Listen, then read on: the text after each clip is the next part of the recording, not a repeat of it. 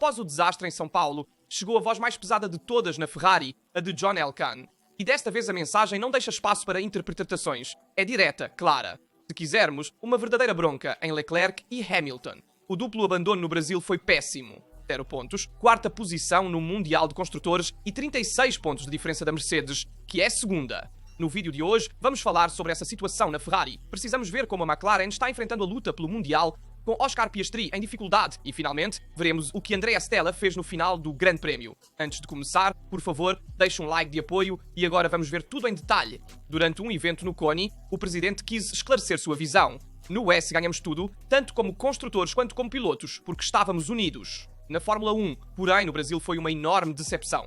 Nossos mecânicos trabalham muito bem nos pit stops. Os engenheiros estão fazendo o carro progredir, mas o resto não está à altura. Os pilotos devem se concentrar em dirigir e falar menos. Uma mensagem que, no entanto, não faz sentido direcionada a Leclerc e Hamilton, que enfrentaram um fim de semana de pesadelo após o duplo abandono no Brasil, mas não é culpa deles. Elkann lembrou que a SF25 melhorou, mas não o suficiente para atingir os objetivos. E isso é verdade. E, acima de tudo, que para ele a chave é a coesão. Quando a Ferrari é uma equipe, vencemos. Mostramos isso no WEC. A referência de John Elkann também é Frédéric Vasseur, que, segundo o presidente da Ferrari, é absolutamente dedicado a fazer a Ferrari performar e tem a total confiança da propriedade. Mas o aviso continua claro. Precisamos de pilotos menos focados na imagem e mais na pista. Isso segundo John Elkann, que colocou os pontos nos is. Em um ano em que a equipe de endurance venceu tudo, a Fórmula 1 ficou para trás e isso não pode ser suficiente. Mas não é que talvez a culpa não seja tanto dos pilotos, mas mais de quem constrói o carro e, portanto, o ecossistema criado pelo próprio John Elkann. Agora, a prioridade é terminar o Mundial em segundo lugar nos construtores, objetivo que o presidente define como não impossível. A sensação é que em Maranello acabou o tempo das palavras e que Elkann, após meses de silêncio, decidiu enviar uma mensagem ao público para que todos, dentro e fora da equipe, entendam que a Ferrari não pode mais se permitir divisões, distrações ou justificativas. Leclerc e Hamilton estão avisados e daqui para frente apenas os resultados contam para John Elkann. Já procurou uma peça de reposição para seu carro ou até mesmo uma tinta para usar e se perdeu entre 1000 resultados e sites errados?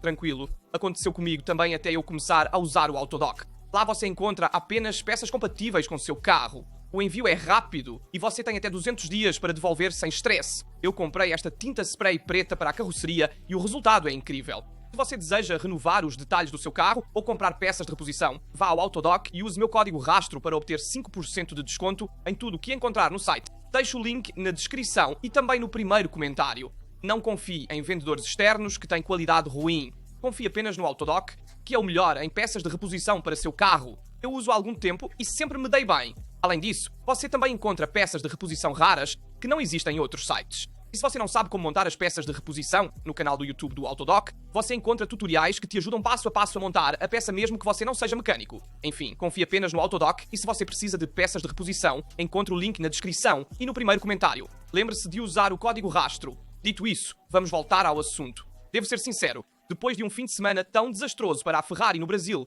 não esperava palavras assim por parte do presidente. Então uma situação muito caótica, infeliz. Hamilton perdeu 30 pontos de carga do fundo, não conseguia manter o carro na pista, o carro estava inguiável. Certamente a qualificação não ajudou o 7 vezes campeão mundial, mas ele seguiu na corrida em uma situação fora de seu controle, com muitos eventos infelizes que aconteceram com ambos os pilotos da Ferrari. Então, dizer que eles devem falar menos e deixar a pista falar neste momento é errado, porque cria ainda mais divisão, que é o que o próprio John Elkann não quer na equipe.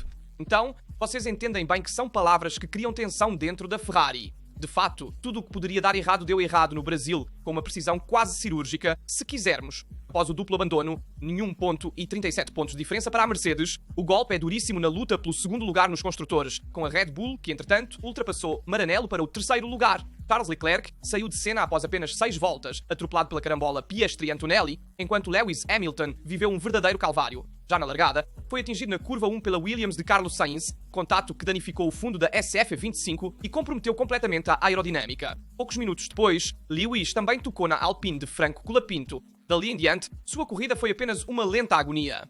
O carro era ingovernável, perdia estabilidade na frenagem até 30-40 pontos de carga aerodinâmica. Vasseur explicou a decisão sem rodeios.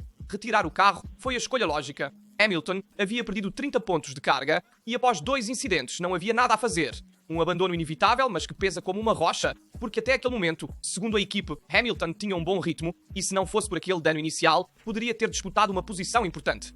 Leclerc, por outro lado, estava em plena luta pelo pódio. segundo no momento do contato, estava mantendo um ritmo que lhe permitiria ficar perto de Norris. Vasseur confirmou que o monegasco estava na posição certa para lutar pela vitória, ou pelo menos pelo pódio, mas a carambola o eliminou de forma irónica. Não só perdemos pontos, disse Vasseur, mas também os demos de presente aos nossos adversários. Assim, a Ferrari sai do Brasil com os ossos quebrados, sem possibilidade de mostrar o verdadeiro potencial da SF25, que parecia finalmente competitiva no ritmo de corrida. Embora, devamos ser sinceros, o fim de semana começou difícil, recuperando bem entre sprint e qualificações, mas terminou da pior maneira. E Leclerc disse claramente: é frustrante, mas precisamos reagir. Serão necessários 3 finais de semana perfeitos para tentar recuperar o segundo lugar. E agora toda a pressão se move para Las Vegas, onde Maranello terá que responder com fatos. É necessário uma demonstração de orgulho, pois a sensação é que a Ferrari ainda está pagando não apenas pelos erros na pista, mas também pela falta de lucidez nos momentos decisivos. Enfim, Interlagos deixou uma marca profunda. Hamilton frustrado, Leclerc desapontado e Vasseur forçado a buscar motivação para uma temporada que corre o risco de escapar das mãos. Faltam 3 corridas para o fim e o objetivo agora parece mais distante do que nunca.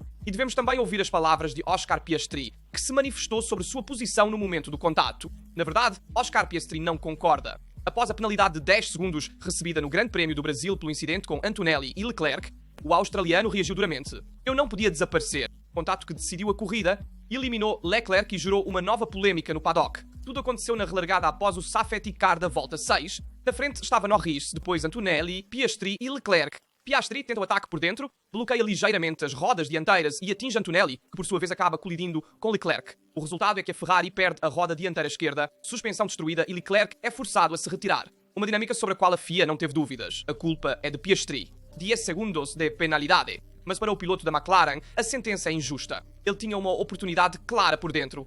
Sim, bloqueei a roda, mas estava perfeitamente no ápice, na linha branca. Eu não podia ir mais para a esquerda e não posso simplesmente desaparecer. Piastri explica que não se tratou de um risco. Não foi um mergulho kamikaze, mas ele exagerou na frenagem. Os outros dois frearam mais tarde e a parte de dentro estava um pouco molhada. Eu já estava completamente ao lado, não podia recuar. Palavras que parecem uma defesa firme. O contato, no entanto, teve um efeito devastador. Leclerc eliminado, Antonelli, apesar do dano, terminou em segundo e Piastri foi relegado a uma recuperação fechada na 5ª posição. Um dano enorme também em perspectiva mundial, porque após a vitória de Norris, a diferença na classificação entre os dois companheiros de equipe sobe para 24 pontos. Piastri acrescentou: se eu tivesse ido mais fundo teria sido realmente ambicioso, mas eu mantive minha linha. Se eu tivesse sido largo e perdido o ápice, então sim, eu entenderia a penalidade, mas não foi assim. Enfim, segundo ele, foi um acidente de corrida, um risco calculado que se transformou em desastre, mas sem intenção ou imprudência. E para muitos, a penalidade realmente pareceu dura, considerando que o contato surgiu de uma situação de 3 carros em plena curva, a altíssima velocidade, com espaço praticamente nulo. No entanto, a FIA não hesitou e a decisão deixou consequências pesadas, não só porque Leclerc perdeu uma chance de pódio, mas porque o incidente tirou pontos preciosos do próprio Piastri, que agora vê o campeonato de pilotos cada vez mais se direcionando para Lando Norris. Mas permanece a dúvida: Piastri realmente deveria ter recuado? É culpa de Kimi Antonelli que não alargou a trajetória? Ou foi um confronto normal na relargada punido com demasiada severidade? Uma coisa é certa, a mensagem de Piastri é clara. Ele disse que não pode desaparecer. Ele acha que fez a jogada certa e que os outros erraram. Mas ao mesmo tempo, se você está lutando pelo campeonato, não pode se permitir correr um risco tão alto. E quero que vocês ouçam também a acusação de um gerenciamento excessivo, no sentido de que gerenciaram demais os pilotos na McLaren. Vejamos porquê. A análise veio do comentarista Alex Jacques, que disse: McLaren gerenciou 2 pilotos muito fortes, mas talvez os tenha gerenciado em excesso. Uma frase pesada porque a MCL39 é o carro a ser batido este ano. Desde a estreia na Austrália, ficou claro que seria um campeonato a 2, Norris contra Piastri, e por grande parte da temporada a equipe de Woking dominou o Mundial de Construtores, com uma vantagem que em certo ponto ultrapassou 100 pontos sobre Verstappen.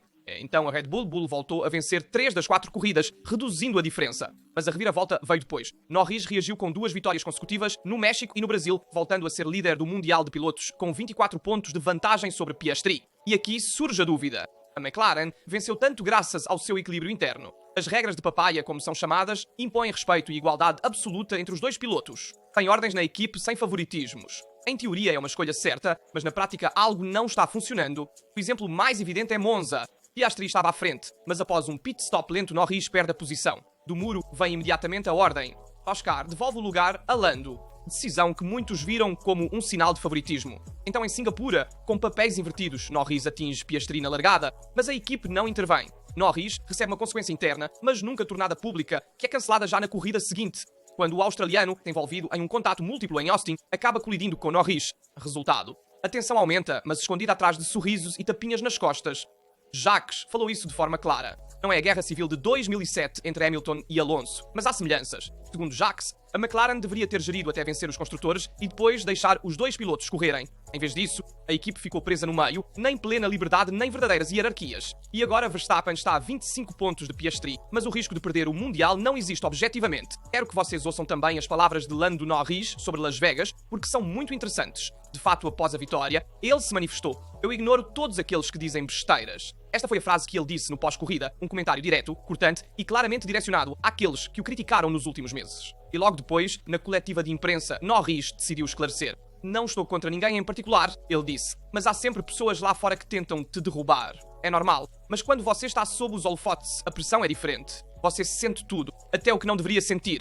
Depois de um 2024 difícil e um início de temporada complicado em relação ao companheiro Piastri, Norris explodiu no momento decisivo. 2 vitórias consecutivas no México e no Brasil e agora 24 pontos de vantagem no Mundial. Ele tem uma nova maturidade construída também ao aprender. Antes, eu me importava muito com a forma como era percebido. Eu sempre tentava agradar a todos, mas isso me enfraquecia. Agora aprendi a ser eu mesmo, dizer o que penso e me concentrar apenas em mim. É uma declaração pesada porque Norris é um dos poucos pilotos que mostra suas emoções. Ele não se esconde atrás de uma imagem, mas por isso foi muitas vezes subestimado, considerado sensível demais para vencer o Mundial. Hoje, ao contrário, ele está demonstrando que sua vulnerabilidade pode ser uma força e a oportunidade para prová-lo chegou imediatamente na mesma conferência. Um jornalista lhe perguntou se agora que lidera o Mundial deveria começar a pensar como favorito e a resposta de Norris foi um tapa elegante, mas duro. Não, eu digo o que quero. Se eu acho que vai ser difícil, eu digo não estou aqui para mentir e para ser mais confiante. Pois, ele acrescentou. Eu não acho que seremos fortes em Las Vegas, nunca fomos bem lá e não vejo porque isso deveria mudar.